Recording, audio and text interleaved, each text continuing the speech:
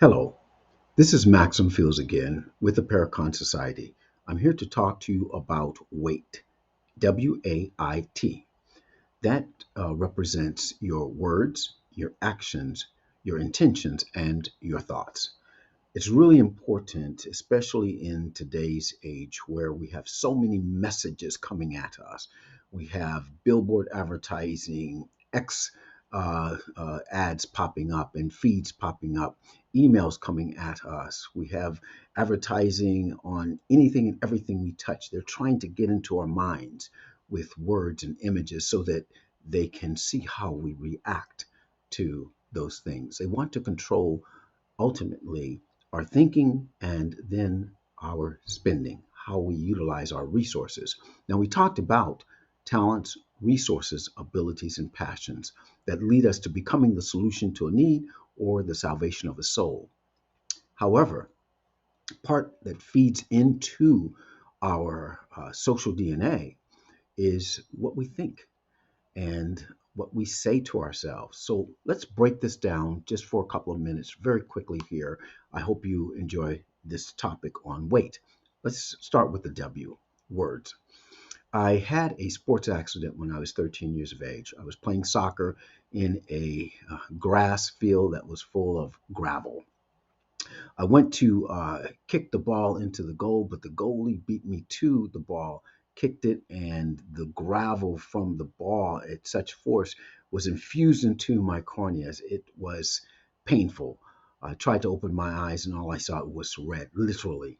They rushed me to the ER room and then by ambulance across town to the hospital that I was insured at. And the doctors examined me and they said, hey, you may never be able to see again. Unfortunately, for a young person, that's not what you want to hear. Never, okay, that you may never see again. But while I was lying in the hospital with my eyes bandaged, I learned something about thought and about images and about words. Every time I heard a sound, a telephone ringing, I would see a telephone. Every time I heard the voice of a nurse, I would see this amazingly beautiful nurse tending to my bandages.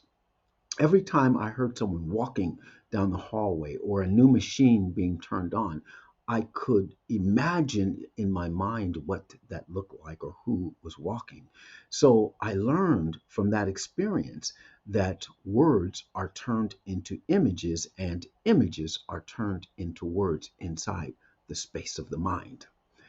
Words can be either internal or external.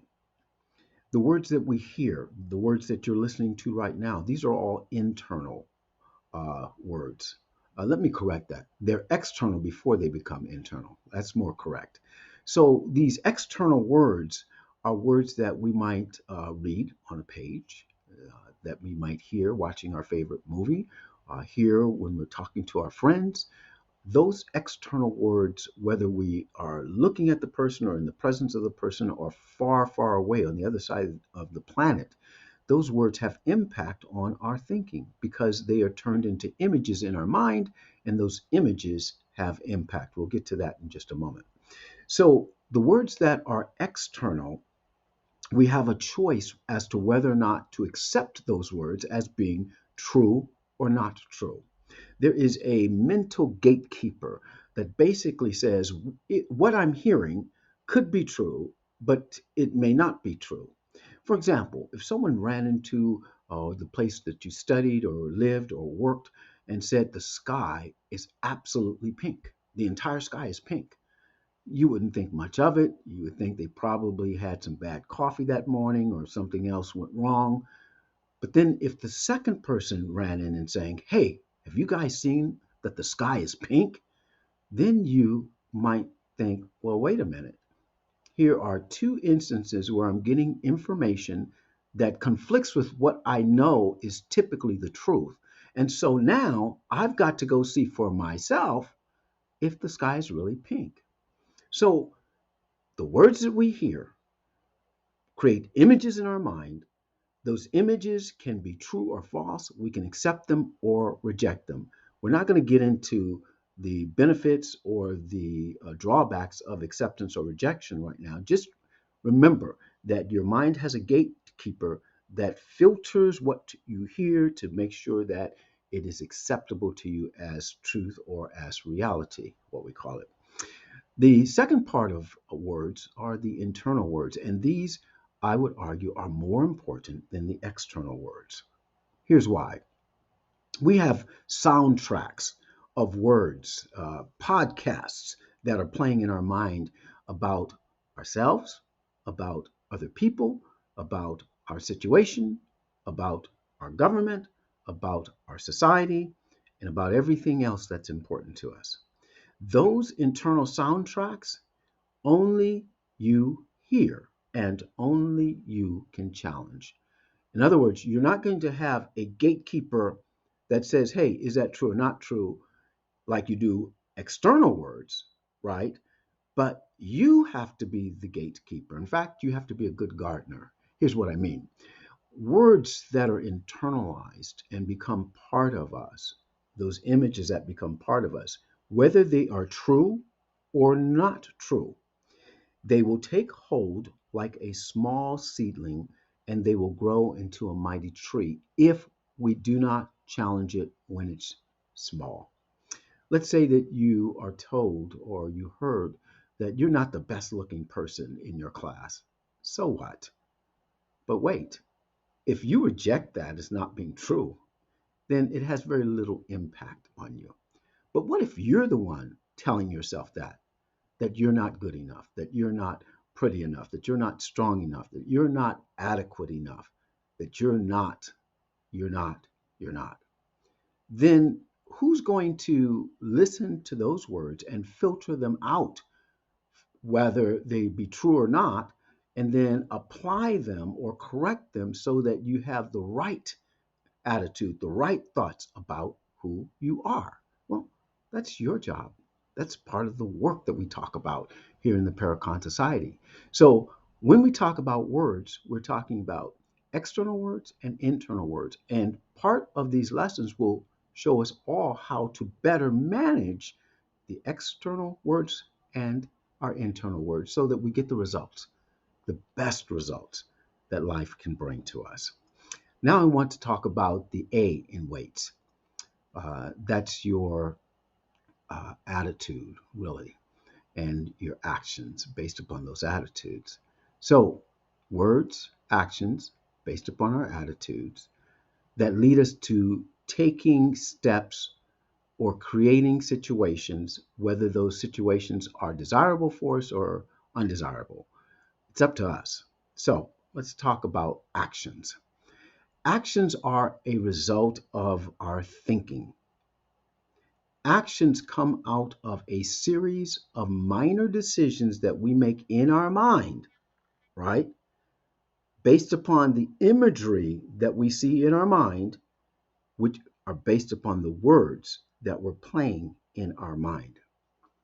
Those actions, and I'm not talking about reacting. Reacting is when something happens that startles us or moves us, or someone else makes a decision that affects us, and we react to that decision or that set of circumstances. I'm not talking about that. I'm talking about everyday actions that you and I perform based upon our thinking. And those actions can either be positive, meaning they're leading us to a better result, or negative. They're taking us further away from what we consider to be our ultimate goal. So your actions are important, but how do we get to the point of action? Well, it comes out of the point of decision. And we're making those decisions based upon the tracks that are running in our mind, the inner words that we're allowing to run and to grow in our minds. So we got to be really careful about what we're thinking on. Here's one thing that I find about actions, and actions can include uh, physical actions, they can include emotional actions, such as getting into a situation where you're panicking about something or feeling anxious or afraid about something, or they can be mental, where you are just in a fog. You're not sure what you're doing. So the emotional, the mental, they all work together. But they can also be verbal. You can lash out, or you can say things out of the thoughts that have accumulated in your mind because you believe, you accept these internal thoughts, or maybe even some of the external words that you're hearing as being true. And so you act out of those things. And those actions can be positive or negative, or at least have positive or negative results. We'll talk about that in one of our future videos. Now let's talk about intentions, right? Intentions. What what do I mean by intentions? Well, there is a desired result that you want in life. Maybe you're saying to yourself, I just want to be happy. All right, then you have to define what is happiness and how long happiness will last, because happiness is as a result of things that happen, right? It's different than I want to have peace or I want to have joy. Happiness is based upon things that occur. We went to a great show and had a great meal afterwards. I was happy. But then right after that, you found out someone scratched up your car. So now you're unhappy, right? So it's based upon things that happen. I would like you and me to shift from looking for happiness to looking for peace, looking for joy. These are permanent states that once you achieve them, only you can relinquish them. It's not based upon external things that are happening, it's based upon internal perceptions that you allow to happen in your mind. So we'll get to that again a little bit later. But think about your intentions. What do I intend to happen today? What are my intentions for my work environment? What are my intentions for my living situation? What are my intentions for my relationships? What are my intentions for my finances? What are my intentions for my personal health? What are my intentions for my peace of mind, my soundness of mind? What are my intentions? What do I intend to have accomplished today? Being intentional is very, very, very important. I cannot underscore how important it is, because that means you have to predispose yourself, right, to being in a certain state of mind. Being intentional means that you must be focused on what it is you really, really want. Intentional. Words, actions, and intentions. Let's talk about thoughts now. Thoughts. Wow. Thoughts are that energy of light and sound, emotion, electricity that flows through your mind. Your mind is a universe of information that affects everything in your body. Your mind is the most amazing creation ever. It is the most amazing and complex thing ever.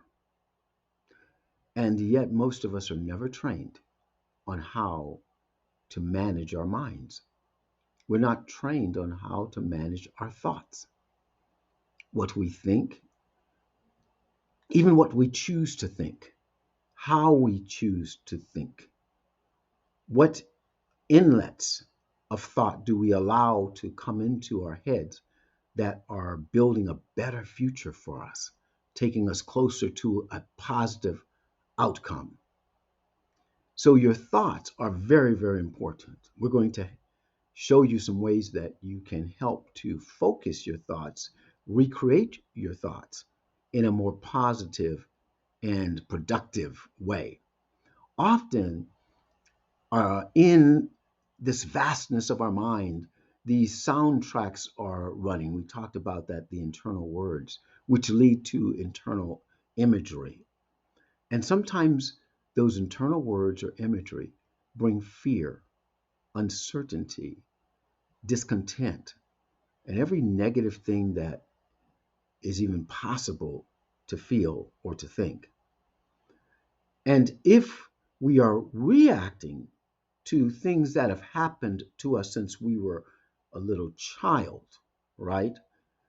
That even compounds the problem because we get trapped in a cycle of action, reaction, thought, visualization that becomes a spiral that takes us down instead of lifting us up. So we have to learn some skills that will help manage our thoughts. So let's visit weights again. Your words, think about them, not just the ones that you're allowing yourself to listen to in the lyrics of music, right? Or in the films that you watch, right? Or in the stories that people tell you, but also the internal words that race on tracks in our mind that maybe we don't even want, but they're there and we have to manage them. We have to mind our minds, mind our thoughts. That takes discipline. We'll talk more about that and we will all train ourselves how to do a better job. No one is ever perfect at this, but practice, practice, practice, practice.